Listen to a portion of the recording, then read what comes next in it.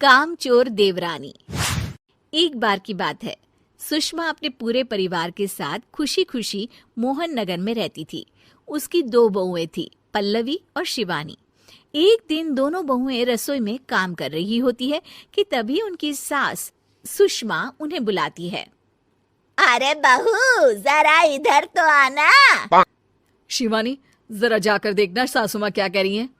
दीदी आप ही देख लो ना जाकर, आपको भी तो सुनाई दे रहा है। अरे मैं आटा गूंद रही हूँ ना, तुम चली जाओ।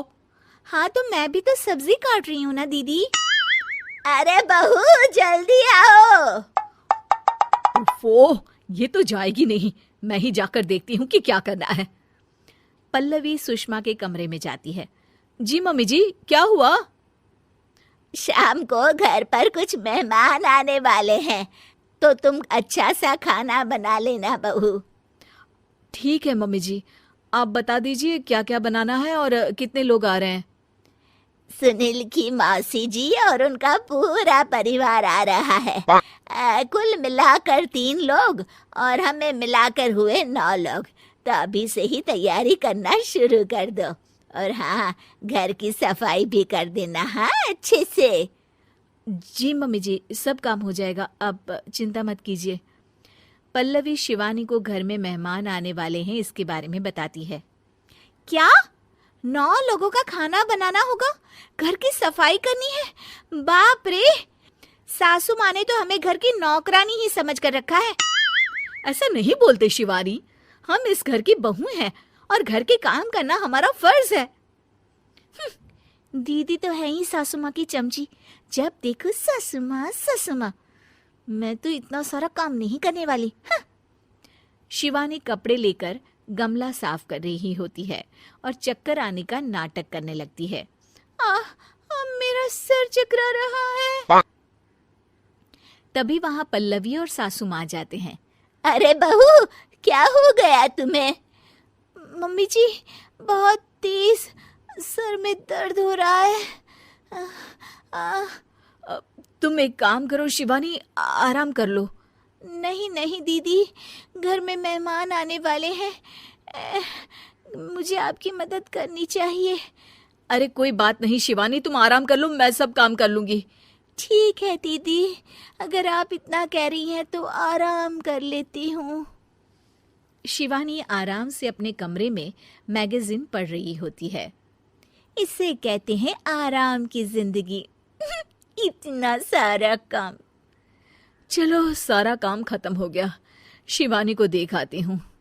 शिवानी अपने कमरे में ईयरफोन में गाने सुनते सुनते सो जाती है और उसके साइड में मैगजीन भी रखी होती है। पल्लवी वहां आ जाती है और वो सब देखती है। ओहो, तो मतलब सब काम चोरी का बहाना था। अभी बताती हूँ इसको। घर का सारा काम मुझे करना पड़ा और ये महारानी यहाँ मैगजीन पढ़ रही है, गाने सुन रही है। पल्लवी रसोई से एक प्लेट और चम्मच लेकर आती है और शिवानी को थाली बजाकर उठाने लगती है। शिवानी अचानक से उठती है। उठ गई महारानी, गाने भी सुन लिए, मैगजीन भी पढ़ ली। तुम तो बहुत बड़ी झूठी निकली शिवानी। तुमने सर दर्द का बहाना बनाया ताकि काम करने से बच सको। हाँ बनाया बहाना, तो क्या करती, इतने सारे काम करती। मुझे कोई शौक नहीं है चापलूसी का। क्या चापलूसी? तुम्हें लगता है कि मैं सारे काम चापलूसी के लिए कर रही हूँ? और नहीं तो क्या।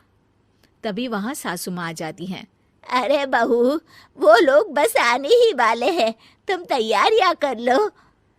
जी सासू माँ, तुझे तो मैं बाद में देखती हूँ। सब खाना खाने बैठते हैं और खाना शुरू करते हैं। तभी सुनील की मौसी बोलती है।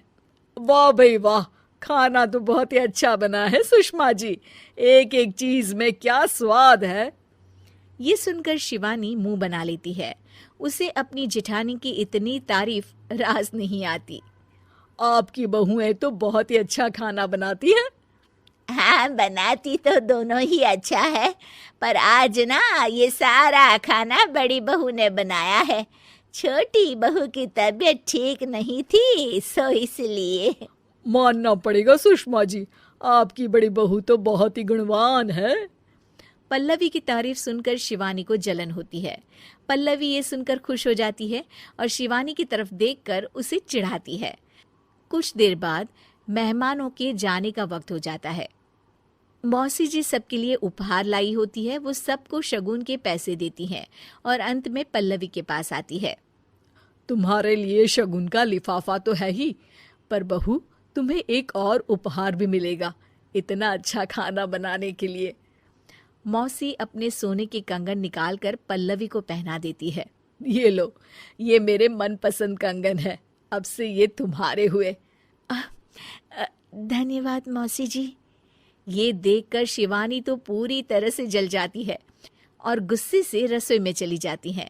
तभी वहां पल्लवी आ जाती है और उसे अपने कंगन दिखाने लगती है। देवरानी जी, अब आपका सर दर्द ठीक तो है ना?